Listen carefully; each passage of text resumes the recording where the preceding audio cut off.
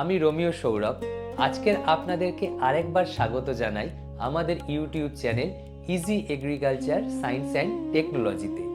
আমাদের এই চ্যানেলের মূল উদ্দেশ্য হলো কিভাবে কৃষক বন্ধুরা কম খরচে ভালো চাষ করবেন তার বিভিন্ন পন্থা আপনাদের সামনে উপস্থাপনা করা।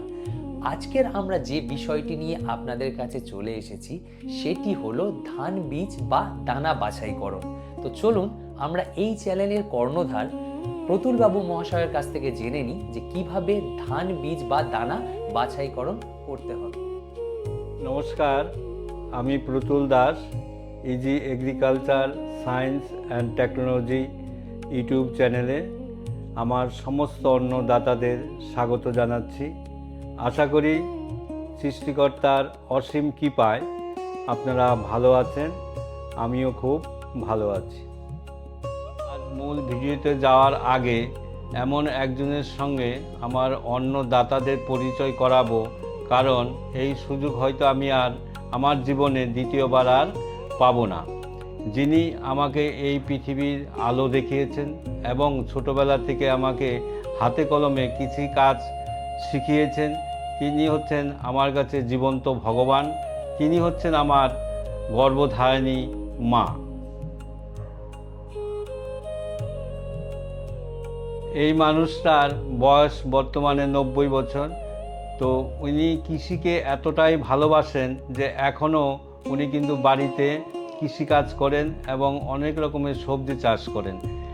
দেখা গিয়েছে যে 20টা চারা যদি আমি বাজার থেকে কিনে নিয়ে আসি, তার ভিতরে 10টা যদি আমি লাগাই এবং 10টা যদি আমার মা লাগান, মার লাগানো 10টা চারাই কিন্তু বেঁচে থাকে এবং তাতে খুব সুন্দর ফল ধরে।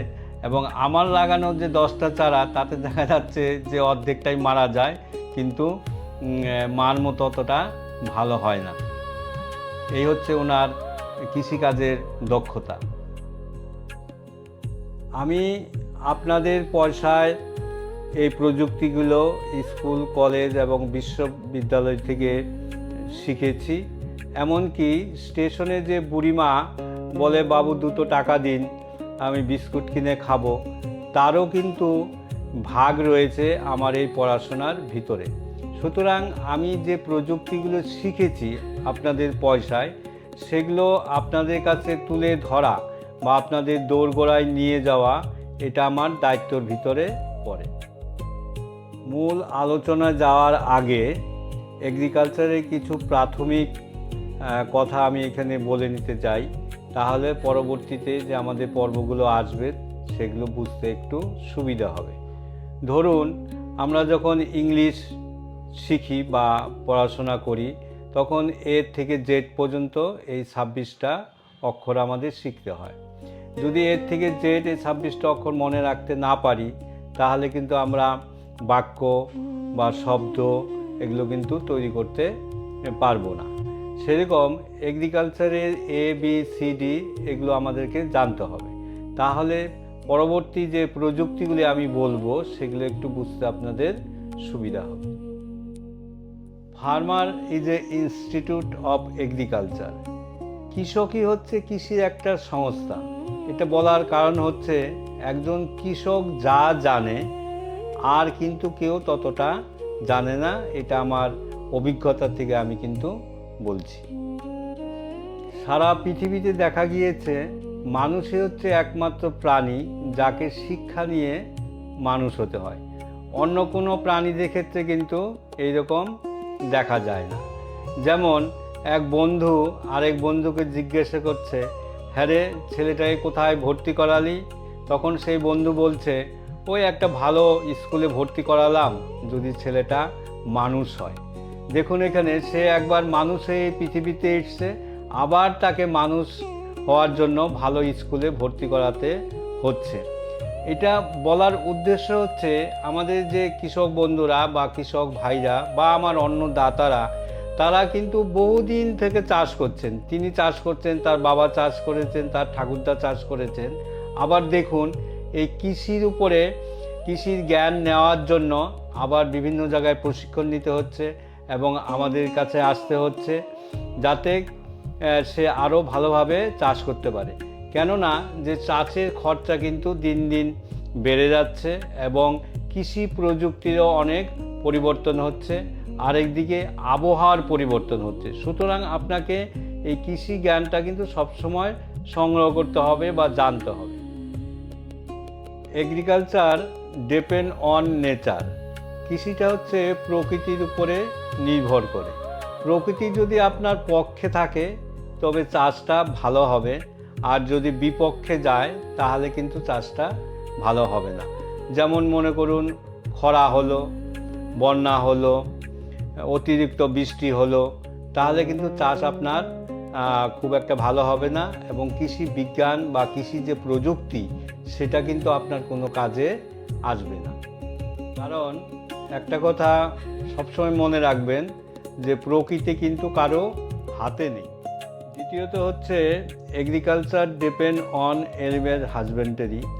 কারণ কৃষিটা বা চাষটা নির্ভর করছে হচ্ছে পশুপালনের উপরে।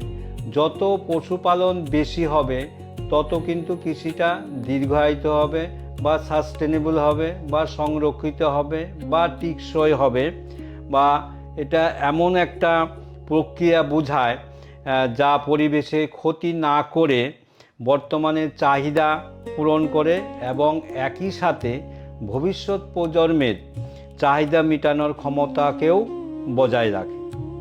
আমরা পশুপালন কেন করি? ডিম, দুধ এবং মাংস খাওয়ার জন্য, তাই তো?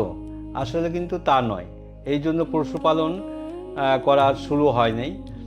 ডিম, দুধ আদর্শ খাবার, আপনি খান, কিন্তু পশু যা আমাদের কৃষিদ্রব্য খায়, খাওয়ার পরে যেটা মল ত্যাগ করে সেইটা আপনি আমার জমিতে দিন। এই জন্যই হচ্ছে পশুপালন করার জন্য বারবার বলা হয়। পরবর্তীতে যে আমি জৈব সারের উপরে যে ভিডিও বানাবো তাতে সেখানে আমরা বিস্তারিত এই নিয়ে আলোচনা করব। স্যার, এই যে ধান বীজটা বাছাই করে কৃষক বন্ধুদের কি লাভটা হবে এবং কিভাবে কৃষক বন্ধুরা এতে চাষের খরচটা কমাবে সেটা যদি স্যার একটু বিস্তারিত বলেন। আমরা এবার যে কোশ্চেনটা উঠেছে, বীজ ধান কেন বাছাই করব, সেদিকে একটু আলোকপাত করব। আমাদের এই চ্যানেলের উদ্দেশ্য হচ্ছে যে কম খরচে কি করে চাষ করব বা লো কস্ট টেকনোলজি, খরচ কম করে আমরা বেশি প্রোডাকশন কি করে করতে পারি। আমাদের সামনেই হচ্ছে বড় সিজন, এই সিজনে আমরা বড় ধান চাষ করব, কিন্তু বড় ধানের বীজতলা তৈরি করতে হয়। সেইটা যদি আমরা ভালোভাবে করতে পারি বা ধানের যে বীজ বা বীজ ধান যেটা আমরা বীজতলায় ফেলবো, সেটা যদি 100% পুষ্ট দানা আমরা ফেলতে পারি তাহলে কিন্তু পরবর্তীতে এই ধানে কিন্তু রোগ পোকার আক্রমণ কম হবে। এইটা হচ্ছে আমাদের উদ্দেশ্য। এখন একটা উদাহরণ দিয়ে যদি বলি, 100টা ধানের দানা, তার ভিতরে দেখা যাবে যে 10টা হচ্ছে একদম 100% বা 100% চিটে আছে। সেটা কিন্তু আমরা ঝাড়ার পরে বা মেশিন দিয়ে যেটা ঝাড়ি সেখানে দিলে বা ফ্যানের সামনে রাখলে সেটা চলে যাবে। তারপরেও আরও 10টা দানা দেখা যাবে যে 50% তার ভিতরে চিটে আছে আর 50% চাল আছে। সেটা যখন আমরা এই বড় ধানের ক্ষেত্রে কল বের করার জন্য ভিজিয়ে রাখি, তখন সেই ভিজানোর পরে সেগুলো ভেসে ওঠে, আমরা সেগুলো ফেলে দিই। তারপরে আরও 10টা দানা, সেই 10টা দানায় কিন্তু আপনার 75% চাল থাকে এবং 25% চিটে থাকে। এই 75% যে চাল থাকে যে ধানটিতে বা বীজ ধানটিতে, সেখান থেকে কিন্তু চারা বের হবে এবং সেই চারা কিন্তু সুস্থ সবল হবে না এবং এতে কিন্তু রোগ পোকার আক্রমণ হবে। এবং বাকি যে 70টা পুষ্ট দানা, 100% পুষ্ট দানা বা 100% পুষ্ট দানা ছিল, তার থেকে যে চারাগুলো বের হচ্ছে সেগুলো সুস্থ সবল, কিন্তু এই 10টা থেকে যে রোগ পোকা আক্রমণ হয়েছে সেখান থেকে কিন্তু এই 70টা ধানের উপরে বা চারার উপরে কিন্তু এই রোগ পোকার আক্রমণ ঘটবে। তার জন্য আমাদের চেষ্টা করতে হবে সবসময় যে 100% মানে 100% ধানের বীজ যেন পুষ্ট থাকে এবং সেগুলো যেন সুস্থ সবল চারা হয় তাতে যেন রোগ পোকার আক্রমণ কম হয়, তাহলে পরবর্তীতে কিন্তু মূল জমিতে সেখানে রোগ পোকার আক্রমণ কম হবে এবং আমার চাষের খরচ কিন্তু কম হবে। এখন এই 100% বা 100% বীজ ধান আপনি কি করে বাছাই করবেন সেইটা আমরা আপনাদেরকে দেখানোর চেষ্টা করব। আমরা কিভাবে বীজ বাছাই করব তার একটা প্র্যাকটিক্যাল নমুনা এখানে দেখানোর চেষ্টা করছি। প্রথমে এমনি সাদা জল যেটাকে আমরা বলি, সেখানে কোনো কিছু দেওয়া নেই, সেই জলে আমরা ধান ছেড়ে দেব। যে ধানগুলো আমরা পরে বীজ হিসাবে ব্যবহার করব সেটা দেওয়ার পরে তো ধানের ভিতরে যে চিটেগুলো রয়েছে সেগুলো কিন্তু উপরের দিকে ভেসে উঠবে এবং এরপরেও কিন্তু কিছু চিটে থেকে যাবে যেগুলো নিচের দিকে এই ভালো পুষ্ট দানার সঙ্গে থাকছে। সেগুলো আমরা পরের ধাপে আরেকটা পদ্ধতি করে দেখাবো যে আমরা কিভাবে 100% পুষ্ট দানা পেতে পারি, যেটা পরবর্তীতে আমরা বীজতলাতে ফেলবো। এইভাবে যদি আমরা বীজটাকে বাছাই করে নেই তাহলে কিন্তু এই বীজ থেকে যে চারা উৎপাদন হবে এবং পরবর্তীতে মূল জমিতে রোপণ করা হবে সেখানে কিন্তু রোগ পোকার আক্রমণ অনেকটাই কম হবে। এইভাবে আমরা চাষের খরচাটাকে কমাতে পারি। আরেকবার বলে দিচ্ছি, এখানে দেখুন পরিষ্কার জলে আমি ধানটা দিয়েছি, এখানে কিন্তু অনেকগুলো চিটে উপরের দিকে ভেসে উঠেছে, এগুলো আমরা ফেলে দিব এবং নিচের যে ধানটা রয়েছে আর কি কম চিটে, এতেও চিটে আছে, সেইটাই কিন্তু আমরা লবণ জলে দিয়ে একদম 100% যে পুষ্ট দানা সেটাকে আমরা বেছে নেব। এবার আমরা দ্বিতীয় ধাপটা দেখাচ্ছি যে নুন গোলা জল কিভাবে তৈরি করব। তো সেই নুন গোলা জল তৈরি করার ক্ষেত্রে একটা পরীক্ষা করে নেওয়া দরকার যে আমরা কি ধরনের ডিম ব্যবহার করব। সবসময় কিন্তু ভালো ডিম ব্যবহার করে এই সলিউশনটা তৈরি করতে হবে। আমি এখানে একটা ডিম ছেড়ে দিচ্ছি, দেখুন এই ডিমটা কিন্তু ভাসছে, তার মানে হচ্ছে যে এটা কিন্তু পচা ডিম। এই পচা ডিম দিয়ে কিন্তু করলে এই সলিউশন কিন্তু তৈরি হবে না। তার জন্য কি করতে হবে, একটা ভালো ডিম এই জলের ভিতরে ছেড়ে দিতে হবে। ভালো ডিম দিলে কি হবে, জলে ডিমটা কিন্তু নিচের দিকে ডুবে যাবে এবং এই ডিমটাকে তুলে তারপরে এতে আমরা নুন দিব। কতটা নুন দিব, 1 লিটার জলে 160 গ্রাম নুন এখানে দিতে হবে। যদি 10 লিটার জল হয় তাহলে কিন্তু 1 কেজি 600 গ্রাম নুন দিয়ে কৃষক ভাইরা করতে পারেন। এটা করতে করতে কৃষক ভাইদের অভ্যাস হয়ে যাবে যে কিভাবে আমরা কতটা পরিমাণ নুন দিব, কিন্তু এর একটা হিসাব হচ্ছে ওই 1 লিটারে 160 গ্রাম নুন। এবার আমরা নুনটা দিচ্ছি, এতে নুনটা দেওয়ার পরে এরপরে এই নুনটাকে ভালো করে ঘাঁটতে হবে। ঘাটার পরে দেখতে হবে যে সলিউশনটা তৈরি হয়েছে কিনা।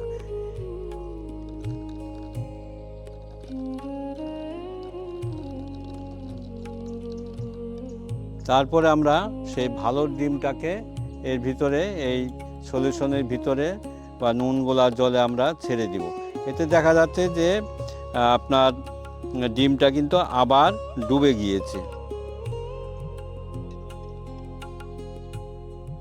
সুতরাং সলিউশনটা কিন্তু এখনও তৈরি হয়নি, এই জন্য আপনাকে আরেকটু নুন এতে দিতে হবে। দেওয়ার পরে আবার ঘেঁটে দিতে হবে, ঘাটার পরে আবার ডিমটাকে ছাড়তে হবে যতক্ষণ না ডিমটা ভাসে।